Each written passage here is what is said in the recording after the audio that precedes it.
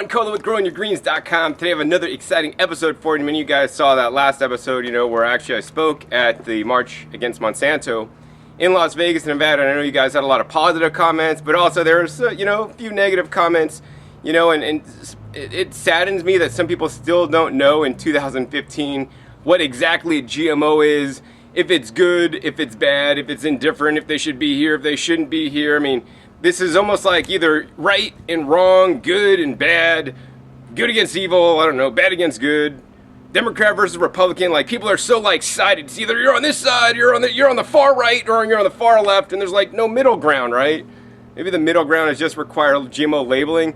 And if you think it's so good, label it and buy it and be happy with it. And if you don't want it, then don't buy it. I think the main thing for me about GMOs is people need to have a choice, right?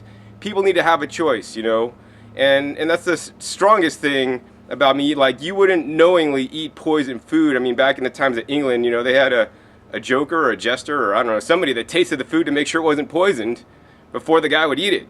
And if things are poisoned, we should know about it. It should be labeled, and that's if, right? Big if. So because of your guys' comments, and both the good and the bad comments, I kind of want to get more light on this GMO topic because it does affect not only us home gardeners, but everybody that's living on the planet in this day and age.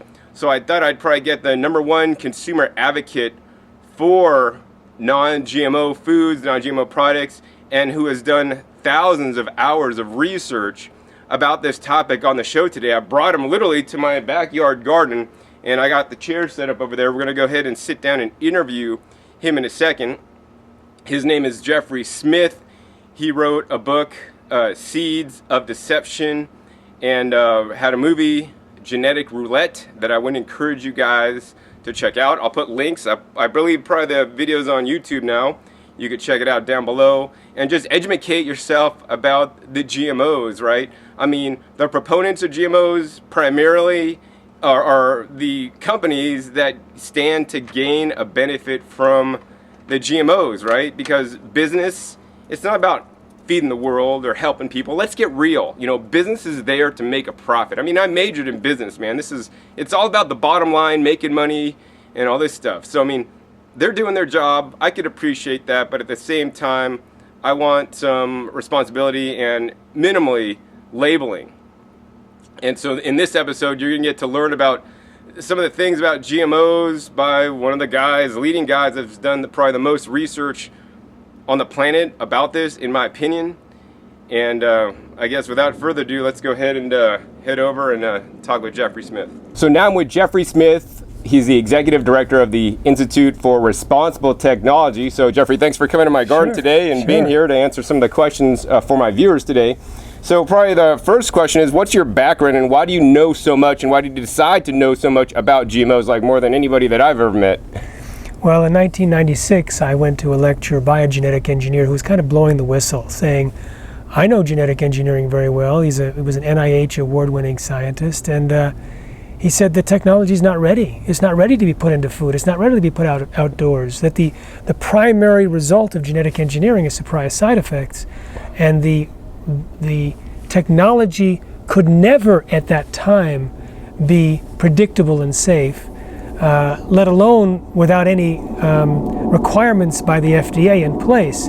So this was just before the seeds were being planted widely in the state that I was living in Iowa, and I realized no one else knew about it, and we needed to get the word out. And I have a background in communications and education and marketing, and so I decided, well, maybe I'll help the scientists translate the science into English so it can end up in the hands of decision makers. And I'll throw a little time in there, and that little time has turned into 19 years so far, visiting 42 countries, interviewing dozens and dozens of scientists and doctors, as well as thousands of people who've removed GMOs from their diet and noticed incredible changes in their health. And so I've come up with 2 books and 3 movies and countless testimonials before government bodies, etc. And I just sort of ended up here. Wow. Well, cool. Thanks for being here today.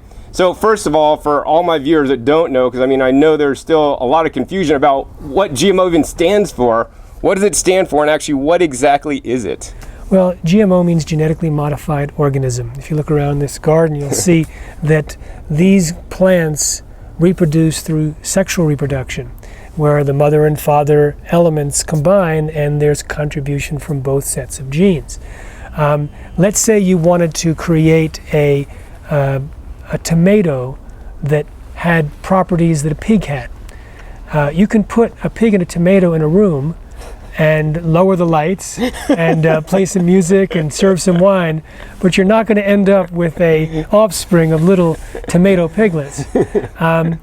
So what this does is it takes a gene or two or three from some species in some kingdom and forces it into the DNA of another species, possibly in another kingdom. And the GMOs that are on the market, soy, corn, cotton, canola, sugar beets, alfalfa, those are the 6 major ones. They're all engineered primarily not to die when sprayed with an herbicide, most popularly Roundup. So you have Roundup-ready versions of each of these. And you also have zucchini, yellow squash, and papaya, which are viral-resistant varieties which can resist certain viral infections.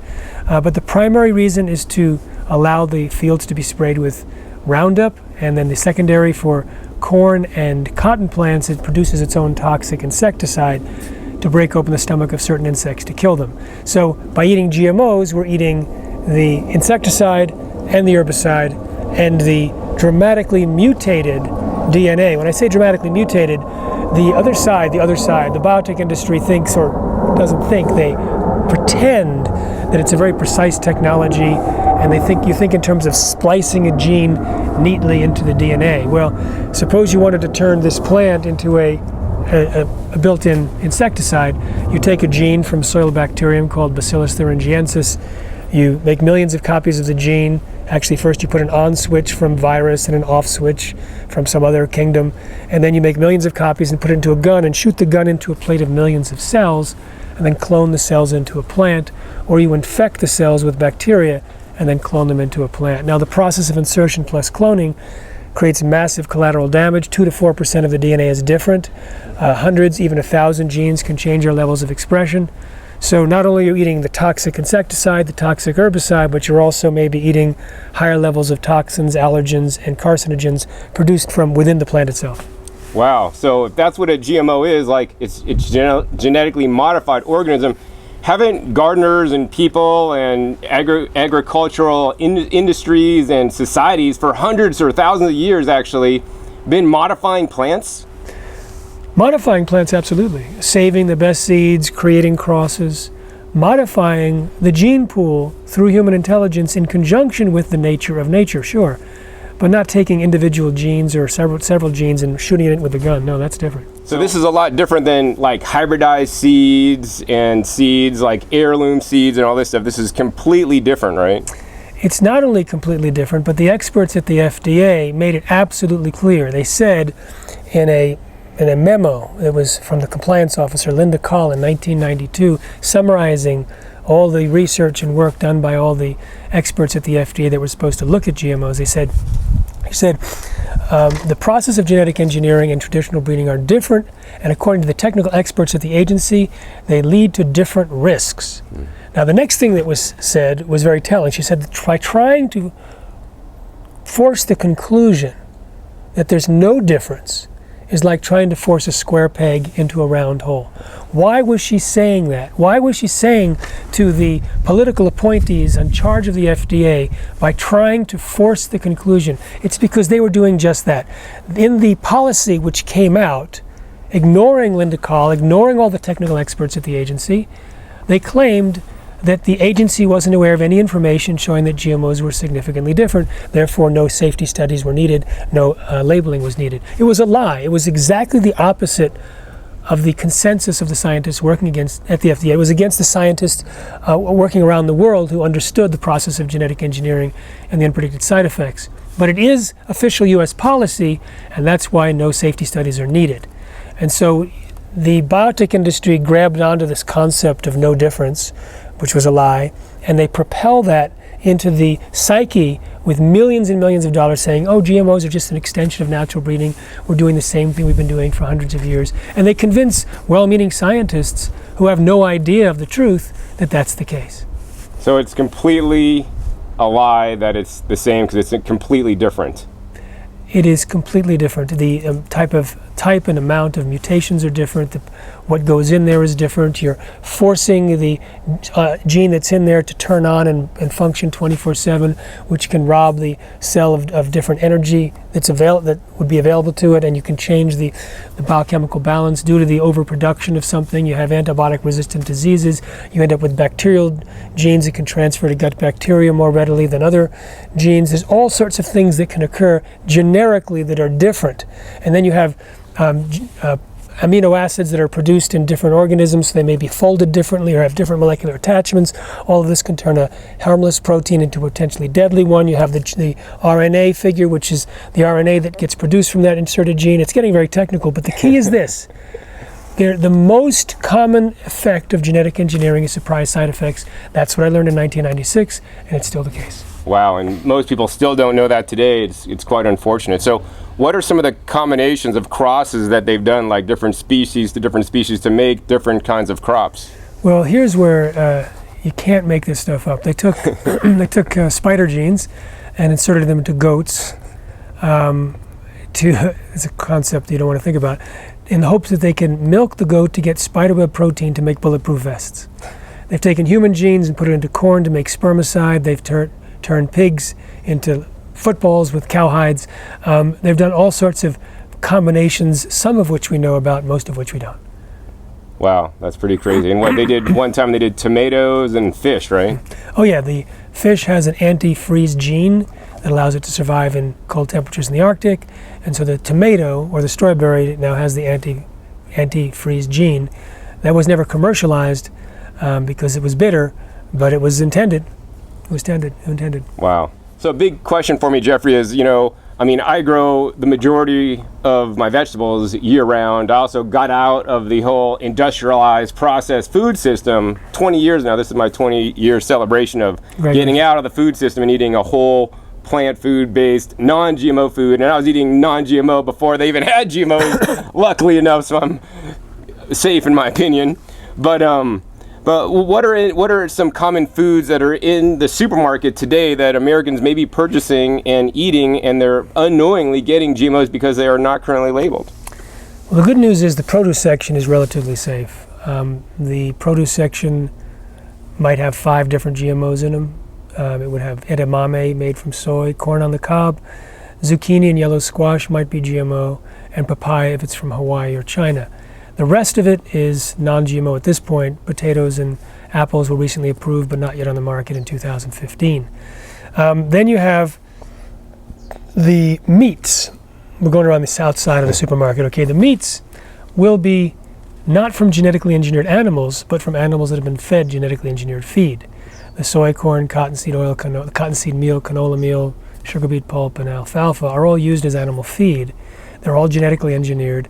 And that does change the structure and function of the animal's physiology, for sure. It's been published, peer-reviewed, it's verified, and we don't know the impact on humans. I have plenty of anecdotal stories from individuals and their doctors that it does have an impact, but not a single research paper has been published on the effects of eating an animal or eating milk from an animal that's been eating GMOs.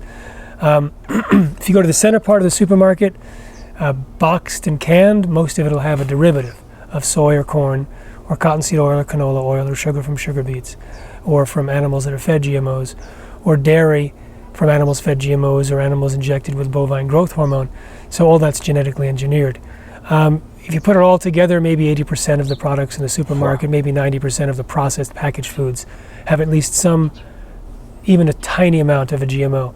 And Americans eat maybe 190 pounds of corn a year. Most of it's genetically engineered, 90% or more. So we eat our weight in GMOs by the end of the year. So it's not a pretty sight. Well, I'm one person that's not eating any GMOs. Except us. According to, what I know and doing the best I can. But so are there any studies on what it does to the animals when the animals eat the GMO foods? Yeah, as of 2009, one medical organization looked at the animal feeding studies and found gastrointestinal problems, immune system problems, reproductive problems, organ damage, accelerated aging, dysfunctional regulation of cholesterol and insulin, and declared it was a hazard. They said every doctor should prescribe non-GMO diets to every patient. The government should put a moratorium on it. The government ignored them, but a lot of doctors did not. Thousands of doctors are prescribing non-GMO diets. And since 2009, there's also been high levels of infant mortality, some birth defects found, multiple massive tumors, hormonal damage, a whole series of things, plus reports of people that have seen the animals in the laboratory between the GMO and the non-GMO. Animals that are fed the GMO tend to be more aggressive and have more antisocial behavior. Now, if you take the experience of the animals and you translate it into human experience, we see that when individuals get off of GMOs, according to them and their doctors, and I've talked to thousands, they get better from the same categories of diseases that the lab animals are suffering from. Same with livestock, pigs and cows, they get better from the same category. Same with dogs. These same categories are on the rise in the US population since GMOs were introduced. And I don't think that's a coincidence. It is correlation, but I think it's based on causation. And if you look at the two main toxins in GMOs, the Roundup and the Bt toxin, and the process of genetic engineering, that could fully explain the variety of these diseases on the rise, from deaths from senile dementia, stroke, hypertension, obesity. You have diabetes and autism, you have all sorts of cancers and all sorts of gastrointestinal problems, and all sorts of mood and behavior problems, from insomnia and anemia and schizophrenia and ADHD, etc. All of that is laid out and shows a tight correlation either between GMO expansion or the use of glyphosate, which is the active ingredient in Roundup, which is sprayed on most GMOs. So let's talk about the glyphosate, because, you know, as gardeners, hopefully guys are not using any glyphosate. I mean, I know plenty of gardeners and farmers that, yeah, I grow organic, but I spray glyphosate in the rows to keep the grass down. You know, what are some of the challenges with the glyphosate? Well, glyphosate being the active ingredient in Roundup, you can use them interchangeably, although they're not interchangeable. Glyphosate is toxic, highly toxic, and yet Roundup can be as much as 1,000 times more toxic. Wow. Because it has these supposedly inert ingredients that are not inert at all. There's at least one ingredient that's 10,000 times more toxic than glyphosate. So glyphosate was just declared by the World Health Organization as a probable carcinogen. Since then, it's been banned in many countries. It's been banned in Sri Lanka. It's been banned in, declared a carcinogen in Denmark. It was banned for commercial or for home use in Amsterdam or in Holland already. It was 30,000 physicians in Argentina are calling for its ban. The federal prosecutor in Brazil is calling for its ban there. It was just banned by the government of Colombia to spray for the cocoa plantation eradication, et cetera, et cetera. And it should be banned here. People should not use it. It's been banned in some German stores. They won't allow it. It was a Swiss chain that just banned it today. So it's on its way out for the people that know about it. And just to give you more motivation, let me tell you what it does beyond probably causing cancer. When they say probably causing cancer, they say it definitely causes cancer in animals, it definitely causes mutations in human DNA, which can lead to cancer, and it definitely, when it's used in the farm, is associated with spiked incidence of cancers. And the reason they didn't call it a cancer, the definite cancer, is because they didn't have any human studies to draw from, just the epidemiological evidence in the lab studies and the extrapolation from the animal studies. It also creates birth defects, and that's also verified through the through a pathway. All right. And birth defects are found both in animals and in humans associated with glyphosate. It also causes endocrine disruption at even tiny levels, parts per trillion, which can also lead to cancer, as well as changes in our estrogen, testosterone levels, and other problems. It also kills beneficial gut bacteria. It's a patented antibiotic, which can throw the balance of the gut bacteria off. Dysbiosis in gut bacteria is linked to leaky gut and many other diseases. It's linked to autism, etc. It also blocks the bacteria's ability to produce the precursors to serotonin, dopamine, and melatonin, which is tryptophan and others. So you end up with all sorts of mood issues and insulin regulation issues and insomnia and possibly Parkinson's. So you have a whole slew of issues associated with Roundup. In addition, it blocks a very important pathway, the P450 cytochrome pathway, which allows the liver to detox and also allows the body to produce vitamin D. And these are just some of the problems associated with it. And what it does, it's a very simple molecule, deceptively simple, but grabs onto metals and minerals, making them unavailable. Those metals and minerals are absolutely essential for the functioning of certain metabolic pathways, certain bacteria, hormonal production, etc. So it's a massive disruption, and there are graphs that link glyphosate increase with all sorts of diseases, and we think it's based on these factors. Wow, I mean, that's what it does, and how it kills the plants is it basically makes the plant not able to uptake the minerals, and that's basically, if it's inside you, it sucks out your minerals, you know. So that's what they're kind of teaching, is suck out the minerals to kill plants. I'm actually teaching add trace minerals, because all these trace minerals, you know, I had 70 to 90 trace minerals in my garden. That's what I recommend to you guys too, because all these minerals are like unstudied. They don't know what a small amount of this, small amount of that. There's pathways and enzymes that break these down that could give you extra immunity and all kinds of crazy stuff for the plant, but also for us, right? And even conventional, even organic farming are not adding these very important trace minerals in the garden, in the farms, you know, that's growing your guys' food. So that's why I say you guys need to grow your own. And for the meat eaters, you know, most of the meat in the United States comes from animals that have been grazing or eating GMOs. So that means that the animals are also nutrient deficient. They have mineral deficiencies and vitamin deficiencies, and there's a widespread universal epidemic in the United States for livestock from manganese and things like that, which binds very tightly with glyphosate. So we're eating weak and sick animals, we're eating weak and sick plants, both from glyphosate, and we're eating residues of glyphosate, which, as you say, binds with the minerals in us, making them unavailable. And that is the basis for so many diseases. Wow. So, I mean, there's still a lot of confusion. Just one of my videos, past videos, actually, one of my viewers commented. I want to read the comment on the show today. Let's see here. There is nothing wrong with GMOs. It is not poison. You have been eating them all your life and are eating them now. This GMO nonsense is way out of hand. 80% of what you buy at this grocery store is GMO. So at least he got one thing right. The 80% of what you buy at the grocery store is GMO. But or has it in it. Yeah. Or has it in it. So, Jeffrey, what would you say about GMO is not poison and you've been eating them all your life? Well, the first GMO to be commercialized for food was in 1994. So that was the tomato taken off the market within 3 years. Those that have been born since 1996, when soy and corn were introduced, yeah, you've been eating it all your life. But I was born before that, so it's not me true. Too. 80% of the stuff is GMO. Actually, only 9 food crops are genetically engineered, but they're in 80% of the stuff in the supermarkets. So I would say there's a partial correct there. I'll give them a B. You know, check your facts. The fact that it's not poison, well, if you look at what the scientists said at the FDA, they said GMOs could increase allergens, toxins, new diseases, and nutritional problems. So you may, and they also said about poisons, the Division of Toxicology said it could increase existing toxins, create new toxins, bioaccumulate toxins from the environment. The Center for Veterinary Medicine said that eating the milk and meat from animals fed GMOs could have unique risks, and what they probably meant was bioaccumulation of toxins.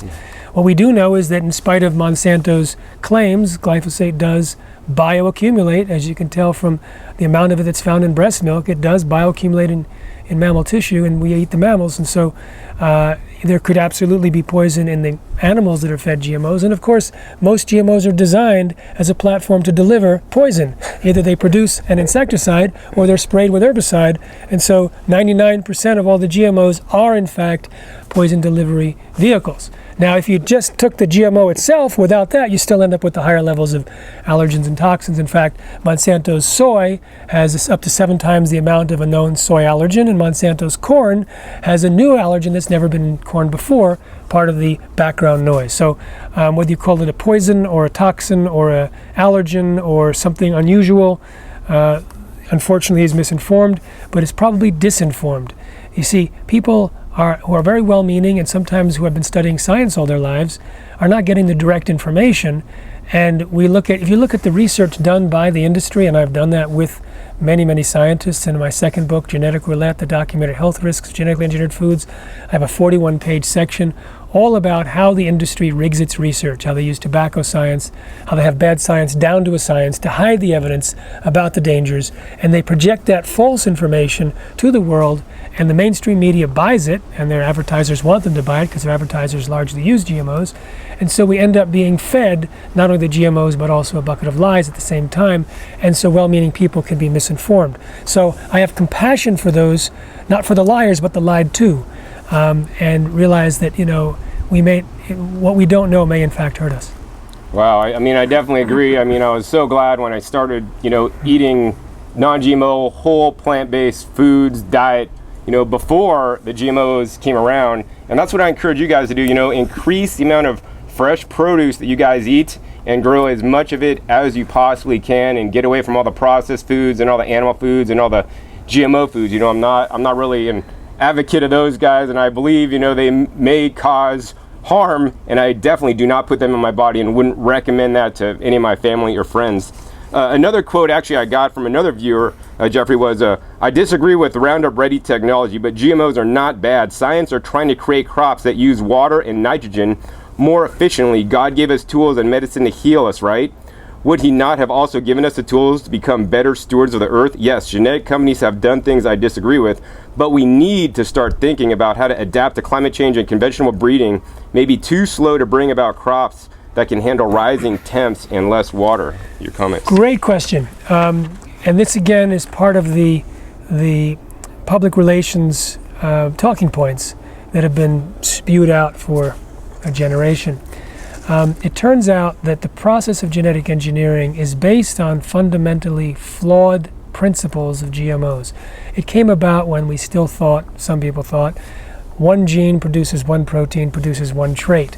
It turns out very few traits are produced from one protein from one gene. Genes act in concert with other genes as networks or families, and we have not yet cracked the code on that complicated form of interaction. And so the biotech industry got lucky with herbicide tolerance and the production of Bt toxin.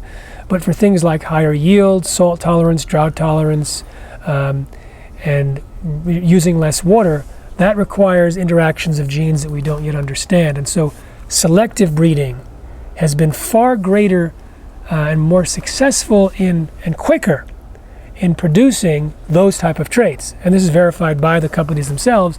I think it was the head of Syngenta that said, yeah, selective breeding beats GMOs every time in these things. In fact, there's the concept that GMOs will feed the world. It's nonsense. It doesn't actually even increase yield.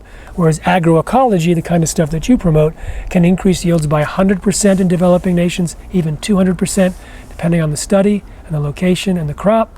And GMOs on average reduce yield, according to USDA reports, according to Union of Concerned Scientists, independent research, et cetera, et cetera.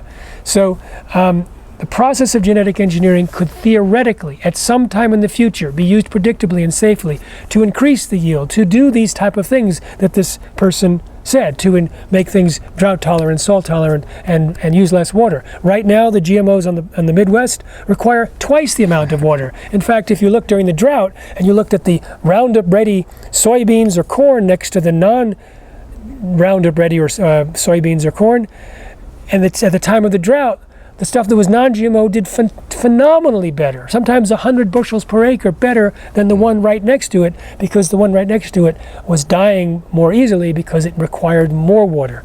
So it's a failed technology. Even the herbicide tolerance is failing because the weeds have outsmarted Monsanto and are now resistant in half the farmland.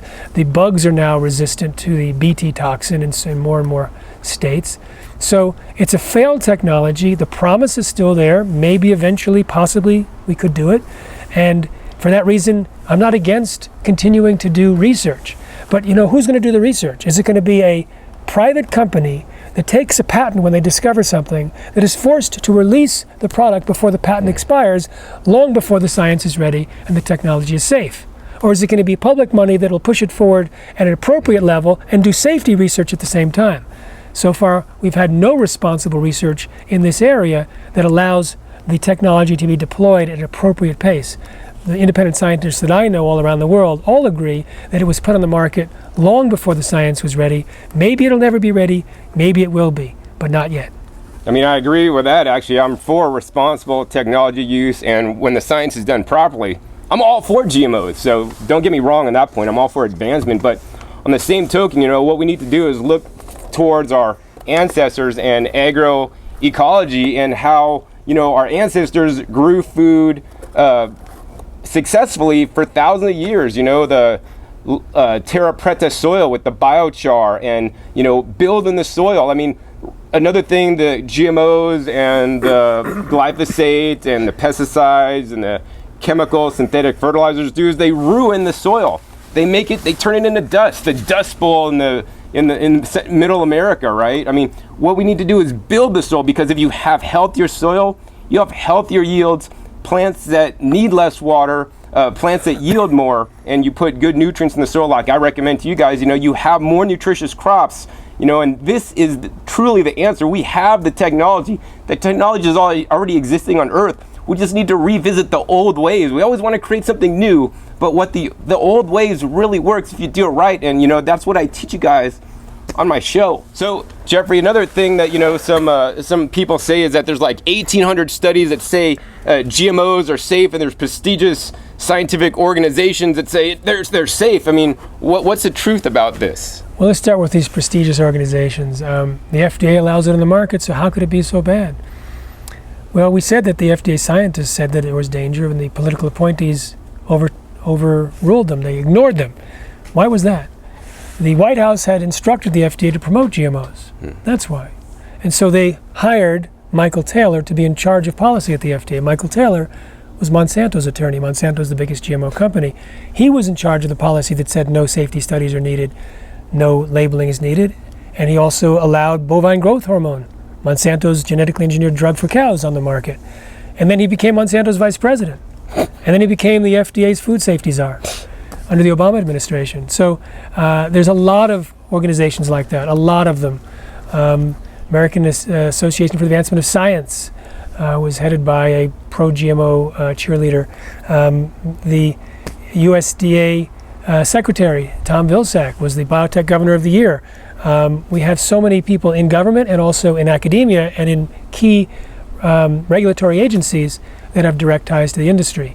And if they don't have them in the past, they may have them in the future, like the person who was in charge of the Biotech Approval Committee for Europe ended up becoming a vice president of Syngenta, one of the top 5 GMO companies. So we can't just look to alphabet organizations and say, well, if they approved it, we could approve it too. And we can't just say, oh, they have 1,800 studies. If you look at those 1,800 studies, the vast majority of them have nothing to do with safety. They're commercial studies. They look at the weight gain of chickens and things like that have nothing to do with whether it's going to influence our health or our children, etc. And when you look at those 1,800 studies, you know who put them together. People who are trying to force the conclusion of safety, because the ones that show problems are mysteriously left out. And there's even some that are in that compilation of so-called safety-proving studies that show serious problems. And so they just put it together in order to have these sound bites. And it's the sound bites that end up being, ricocheted around in a chorus that's constructed of these people that have these front groups and have these highly credentialed titles saying the same thing, so we must believe it's true. But if you drill down even slightly below the surface, you find that it's all a charade. Wow. And what about the claim that there's we've been modifying plants for 10,000 years and GMO is just a new way of modifying plants? That's the other one. We mentioned that, and it's a talking point. And I remember asking Dr. Belinda Martineau, who actually was a scientist on the first genetically engineered crop, the Flavor Saver tomato. We were at a public forum. I said, so Belinda, is GMO just an extension of natural breeding? And she rolled her eyes and said, no, of course not. And yet there are some scientists that will repeat that dutifully. So why are GMOs being allowed to be grown and sold in the USA, but many other countries have banned them or passed minimally labeling laws? Well, the government is still deciding that they want to promote GMOs. It's still the official policy of the FDA. It's the official policy of the EPA and the USDA and the State Department. If you look at the WikiLeaks, it shows how the ambassadors of various countries are calling on Washington to put pressure on Brussels and to create up a retaliation list against countries to cause some pain so that they stop rejecting GMOs. They're paying for reporters to be flown to the US to be taught by Monsanto how to report on GMOs. It's a complete travesty when you look at what the government is doing. And I remember speaking to a senior government official, and I told them, no, GMOs are not the same. The scientists at the FDA all believe that. And she stopped and said, but that's the entire basis of US policy on GMOs. Yeah, that's right. It's all based on a lie. So we covered like if GMOs will feed the planet, but what about the GMO technology that's going to put like beta carotene in rice so that people that are malnourished in, you know, foreign countries can now get beta carotene in rice? Well, first of all, let's be clear.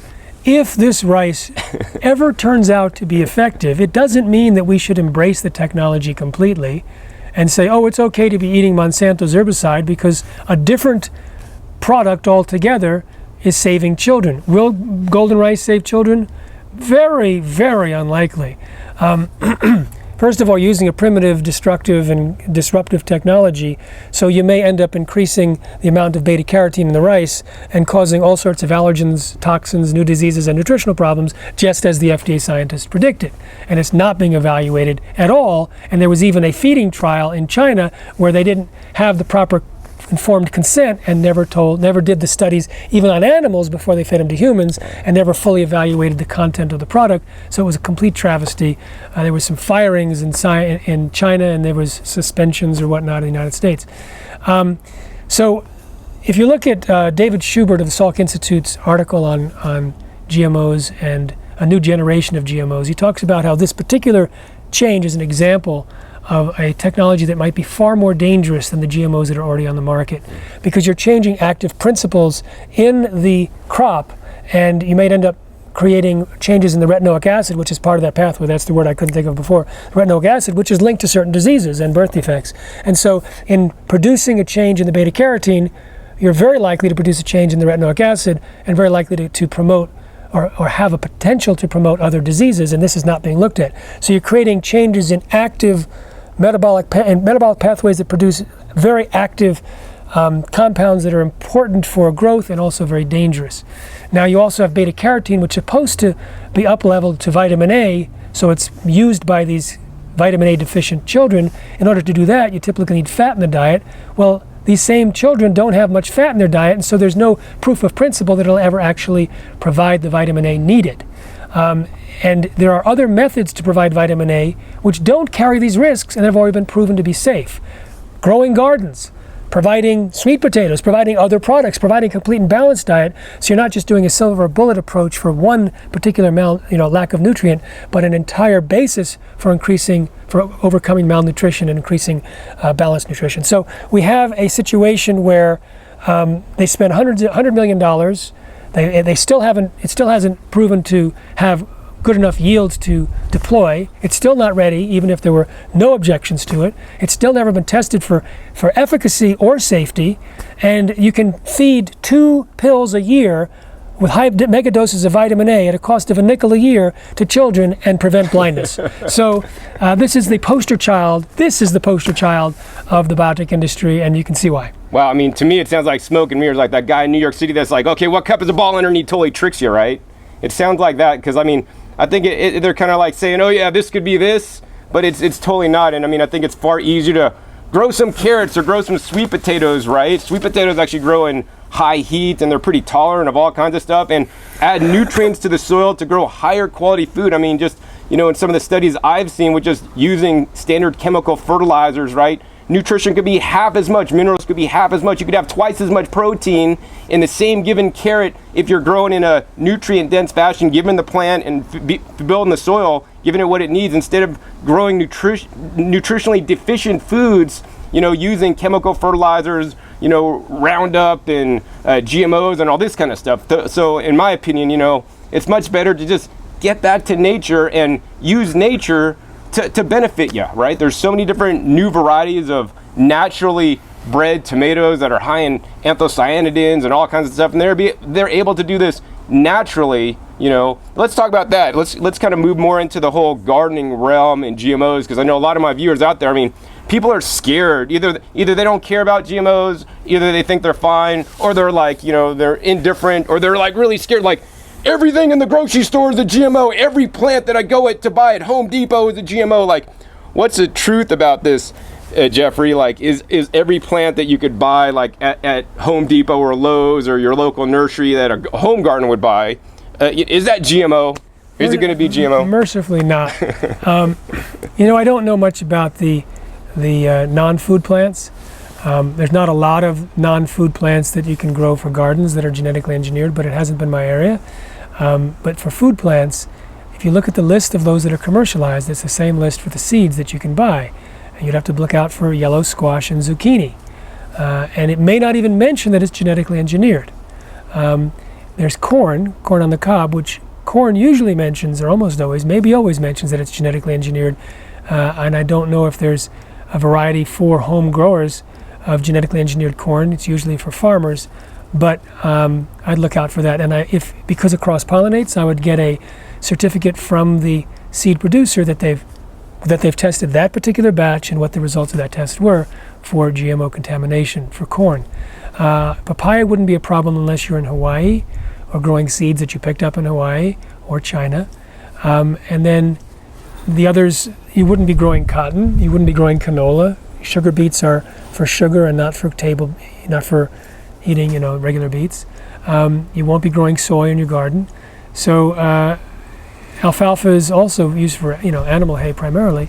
So you're not going to end up facing the issue right now, but the biotech industry's stated goal is to genetically engineer 100% of all commercial seeds. That is their goal. They wanted to do that by now. In fact, in a 1999 conference in San Francisco, there was a white paper circulating projecting a 95% replacement of all commercial seeds by 2004. Now, what turned that around, or at least derailed that fast-track schedule, was the gag order being lifted on a scientist in Europe 3 weeks later, where he was able to speak about the dangers of GMOs, and he was the world's greatest scientist in his field, and he was being given the task to figure out how to test for the safety of GMOs, and until he discovered the problem, he was a pro-GMO scientist. It was a perfect setup for a whistleblower, and he was about to blow the whistle 7 months earlier and got fired and gagged and defamed. And when his gag order was lifted, over 700 articles were written in the UK press alone. Within 10 weeks, the tipping point of consumer rejection was achieved in Europe, as evidenced by the April 27th announcement by Unilever that they weren't going to use any more GMOs in its European brands. And then Nestle said the same thing the next day, and then everyone else said the same thing the next week. European brands, because that's where the high-profile food safety scandal hit the headlines, not in the United States, where it was all covered up. So it was consumers reacting against GMOs that changed the marketplace, that eliminated their risk because they expressed their concern. That's what's happening in the United States. It happened already in the natural products industry. That was tipped in 2013. It's now making its way through the conventional food industry. Similac baby infant formula just introduced a non-GMO brand. As that skyrockets, the others are going to have to do the same, and that's going to end up happening with the baby food and the breakfast cereal, et cetera, et cetera. We're going to see a tipping point here. The Institute for Responsible Technology, my organization, has been helping to engineer that by telling people the truth about GMOs. We could use your help on that. We can use your help in many ways. So I'm going to take this moment to do that. If you go to responsibletechnology.org, sign up for our newsletter so we can stay in touch with you. You can become part of our Tipping Point network of about 10,000 activists in North America, getting the information out, boots on the ground wise. You can learn how to speak on GMOs. We've taught close to 1,500 people how to speak on GMOs. We have an online speaker training course. You can make a donation. We have a 5-year master plan to eliminate GMOs, which is very much needing your support to help us activate the targeted demographic group education that we need to drive GMOs completely out of the supermarket, and then animal feed as a follow-up. So we are confident that we can do it because we've seen the changes. I've been working on this for 19 years, and I've never seen such changes. 40% of Americans already say they're avoiding or reducing GMOs, up from 15% in 2007. Most Americans, at least 3/4, 2 years ago, were concerned about GMOs. The other side knows that their castles built in the air are going to crash. They're spending millions of dollars on public relations, which is totally vacuous, and yet we have now thousands and thousands of people who are removing GMOs from their diet and reporting to others and to us at the Institute and to their doctors how much better they're feeling, and the symptoms are going away. I have a film, Genetic Roulette, The Gamble of Our Lives, which is quite popular and available at geneticroulettemovie.com, but a new film is going to come out with actual testimonials and case studies of families that switched to non-GMO, and what happened was amazing. Yeah, I want to encourage you guys to switch if you haven't already switched. So Jeffrey, it's becoming quite apparent that people are more and more aware of the GMO issue. And is it true that actually the USDA just came out with some kind of like non-GMO label now? Well, the USDA has kind of leaked information that they're going to have a verification program for, probably for grains and whatnot. We don't know how good it is. The non-GMO project is the way to go right now. I very much doubt that the USDA's standards will meet ours as consumers, but it's possible. Non-GMO is becoming so popular that I expect all the major food companies to switch to non-GMO in the next couple of years. So they're going to want to verify it for consumers, because if they simply put non-GMO on the side of their package like Cheerios, I called up Cheerios and said, what do you mean by non-GMO? What's your standard? They said, we can't tell you. So, okay, fine. I'll go to Grape Nuts that has a non-GMO project verified label on the front, and I'll know exactly what they do, or I'll personally go organic. But the other thing is to avoid glyphosate or Roundup. It's not just important to avoid GMOs now, because they use Roundup as a ripening agent on wheat, barley, rye, oats, sweet potatoes, lots of berries and whatnot, fruits and vegetables. So buying organic is more important than ever before, because they sometimes spray this ripening agent, glyphosate, on crops just 3 days before harvest, and of course it's just sitting inside the food portion that we eat. So the highest priority is to avoid GMOs, and if you can at all buy organic, and certainly what you grow yourself would even be better, go for that, and especially children who are most at risk. And we're in fact going to launch a campaign on Roundup. If you go to responsibletechnology.org, by the time this is out, our campaign should be in place. And we're providing a lot of training and information and materials to be active locally. So join the Tipping Point Network and you'll get everything you need. So how can somebody get a hold of your website once again and learn about that campaign on the Roundup? Responsibletechnology.org will give you that information. To watch the film Genetic Roulette, you can go from there, or geneticroulettemovie.com will bring it to you directly. And to help you avoid GMOs, go to non-GMOshoppingguide.com with over 31,000 products verified as non-GMO by the Non-GMO Project, and other tips and tricks to avoid GMOs in the supermarket and in the restaurants. Yeah, I want to encourage you guys to eat non-GMO. I mean, the easiest ways, very simply, are number one, go organic. Organic shouldn't have any GMOs in there unless there's some cross-pollination contamination, which hopefully is small, if any. Get something that's non-GMO project verified, that has the non-GMO project verified label. Don't believe any other claims, because they may not be substantiated or verified. And of course, eat things out of your own garden that you could grow yourself, and start with good, wholesome seeds. And of course, grow the most nutrient dense foods you can, because in my opinion, I got into gardening, growing my food, and this whole health journey because I almost lost my life when I was younger, right? I don't want that to happen to you. And there's all these pitfalls that may get you, and the GMOs is probably just one of them. So yeah, I want to thank you for having you out today, Jeffrey.